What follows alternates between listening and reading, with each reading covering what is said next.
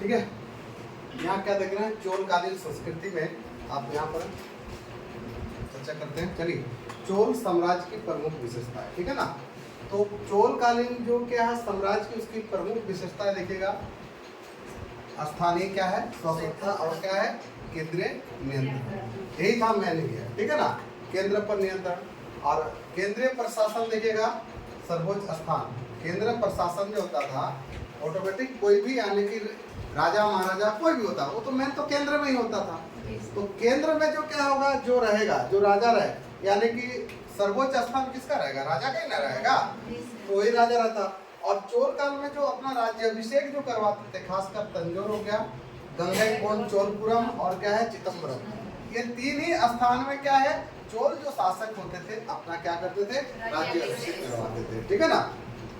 और यहाँ पर मंदिरों के जो सम्राट की प्रतिमाएं, याद रखेगा, जितने भी मंदिर होते थे, यानी कि चोलकालीन जो भी मंदिर होता था, उन मंदिरों में क्या है, राजाओं की या प्रतिमाओं का निर्माण किया जाता था, ठीक है ना, और स्थापित किया जाता था। और साथ में जब यानी क्या है, राजा मर जाता था, उसकी मृत्यु हो जाती थी, उसके बाद उसकी पूजा भी की जाती थी, ठीक है।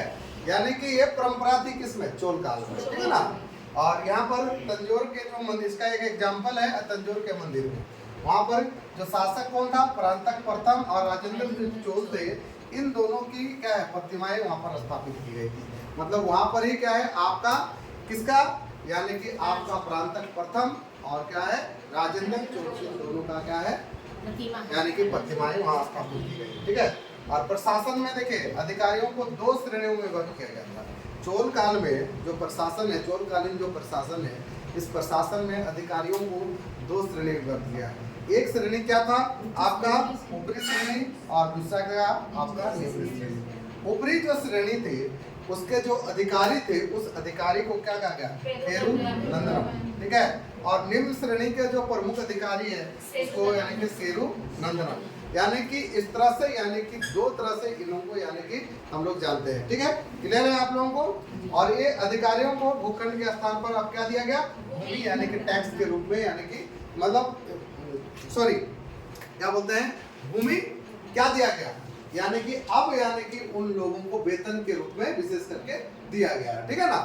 तो यहाँ पर क्या है कि चोल जो साम्राज्य कितने, यानी कि आपका 6 प्रांतों में विभक्त था, ठीक है। तो प्रांत को उस समय क्या है, चोल काल में क्वेश्चन सही है, चोल काल में प्रांत को मंडलम कहा जाता है। ये याद रखिएगा कि क्वेश्चन पूछता है कि चोल काल में प्रांत को किस नाम से जाना जाता है, तो किस नाम से जाना जाता है, मंडलम के नाम से जाना जाता है।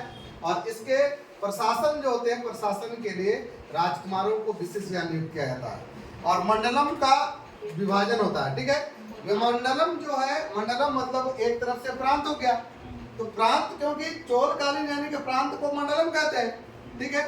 मंडलम कितने भागों में, 2 भागों में बांटा गया। एक क्या है कोट्टम, और दूसरा क्या है बलनाडु, ठीक है। तो बलनाडु, फिर बलनाडु जो था, इसी बलनाडु को फिर क्या है बांटा गया। ये बलनाडु के नीचे कौन आ गया, नाडु आ गया, फिर नाडु को फिर नीचे बांटा गया है, फिर क्या हो गया, कुर्रम आ गया, ठीक है। इस तरह से याद रखिएगा।